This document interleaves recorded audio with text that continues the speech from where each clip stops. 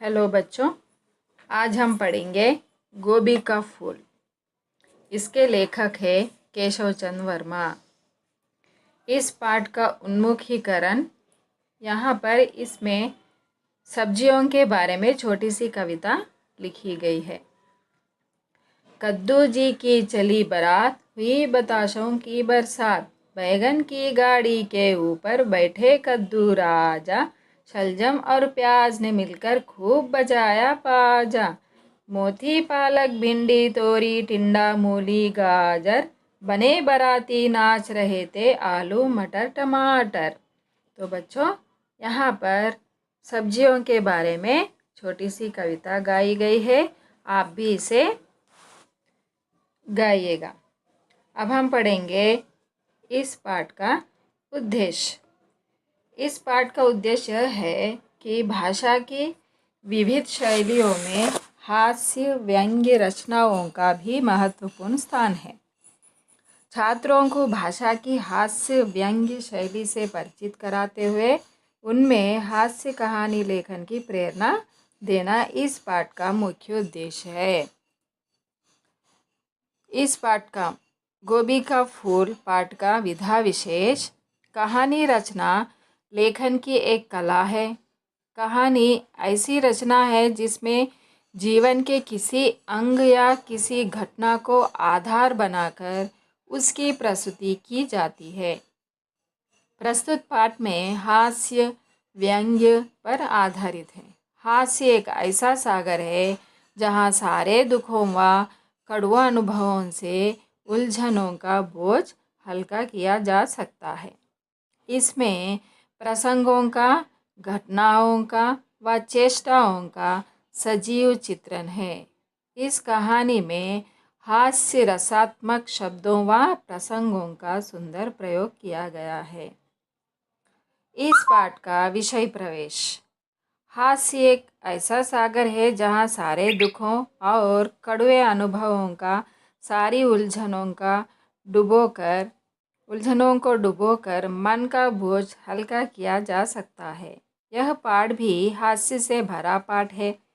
गोभी का फूल लाने वाला व्यक्ति किन स्थितियों से गुजरता है, इस पाठ में दर्शाया गया है और अंत में कैसे अपने ही शहर से महंगी गोभी खरीद कर देता है। इस बीच वह उलझन और दुखों को कैसे झेलता है। आइए पढ़ते हैं इस पाठ में।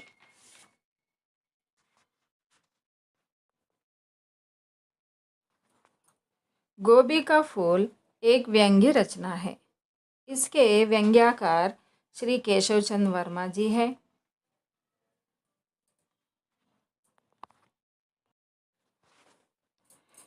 इनका जन्म 23 दिसंबर 1925 को हुआ था और यह सुप्रसिद्ध व्यंग्य साहित्यकार भी हैं। इनका रचनाओं में हास्य रस के मिश्रण के साथ व्यंग्य देखने को मिलता है। इनकी प्रमुख रचनाएं लोमड़ी का मांस, प्यासा और बेपानी के लोग, बृहन्नला का व्यक्तित्व, गधे की बात आदि हैं। गंभीर विषयों को सहज ढंग से प्रस्तुत कर देना इनकी साहित्यिक विशेषता रही है। इन्होंने इस पाठ में दर्शाया है कि हद से अधिक व्यवहारिकता निभाने वाले लोगों को किस प्रकार मुसीबतों का सामना करना पड़ता है। इस रचना में वर्तमान राजनीतिक परिस्थितियों पर भी अप्रत्यक्ष रूप से व्यंग्य किया गया है। व्यंग्य के मुख्य पात्र बाबू हनुमान प्रसाद जी हैं। उन्हें सब्जियों का मर्ज है। बाजार में सभी कुंजड़े पहचानते हैं। घर की साग सब्जी वे ही बाजार से रोज़ खरीद कर ले जाते हैं। हरे धनिए की गड्डी पैसे पैसे या 2 पैसे की 3 लेना, शलजम के पत्ते तुड़वा कर तुलवाने का आग्रह करना, आलू छाँट छाँट कर चढ़वाना, सड़ा कुमड़ा दूसरे दिन कटा हुआ वापस कराना और अरबी धुलवा कर मिट्टी हटा कर लेना आदि के कारण कोई मन से उन्हें अपनी दुकान पर नहीं बुलाना चाहता। बाबू हनुमान प्रसाद को हरी सब्जी का मर्ज है। सारे संसार में यदि किसी वस्तु को वे आदि कारण मानते हैं तो वह है हरी सब्जी। वे सब्जियों पर भाषण देना बहुत पसंद करते हैं। वे हर समस्या का हल हरी सब्जी को ही मानते हैं। वे किसी को कहीं बाहर आते जाते देखते हैं तो मौसमी तरकारी लाने को कह देते हैं। एक दिन लेखक इलाहाबाद से लखनऊ जा रहा था। बाबू हनुमान प्रसाद मिले थे।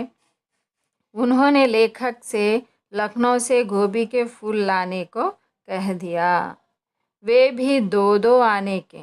लेखक अपनी व्यवहारिकता के कारण कुछ कह ही नहीं पाया। उसने लखनऊ की मंडी से बड़ी मुश्किल से गोभी के फूल खरीदे। प्लेटफार्म पर लोग उसकी खूबसूरत अटैची के साथ गोभी का झाबा देखकर हैरान थे। रेलगाड़ी में बहुत भीड़ थी। लेखक को गोभी के झाबे के कारण लोग धकियाने लगे। वे लेखक को सुझाव देते रहे। एक ने कहा, साहब उधर ले जाइए ना। दूसरा बोला, बेंच के नीचे कर दीजिए। लेकिन कोई अपनी जगह से तिल भर हिलने को तैयार ना था। इस तरह गोभी के फूलों ने लोगों के अनेक लात घूंसे खाए। लेखक कहते हैं कि जब आदमी जनता हो जाता है तो कोई किसी का नहीं सुनता। लेखक बड़ी मुश्किल से ट्रेन में धक्के खाते उन गोभी के फूलों की सुरक्षा करते हुए इलाहाबाद पहुंचता है, किंतु वह गोभी के फूलों को बचा नहीं पाता। वह फिर से इलाहाबाद के सब्जी बाज़ार जाकर महंगे व अच्छे गोभी फूल खरीदता है और बाबू हनुमान प्रसाद को लखनऊ के बताकर दे आता है। इस पाठ में लेखक ने बड़े ही कलात्मक ढंग से हास्य शैली का मिश्रण किया है। बीच बीच में भारतीय राजनीति पर भी उन्होंने व्यंग्य किया है। तो बच्चों, मैं आशा करती हूँ कि आपको यह पाठ समझ में आया हो। धन्यवाद।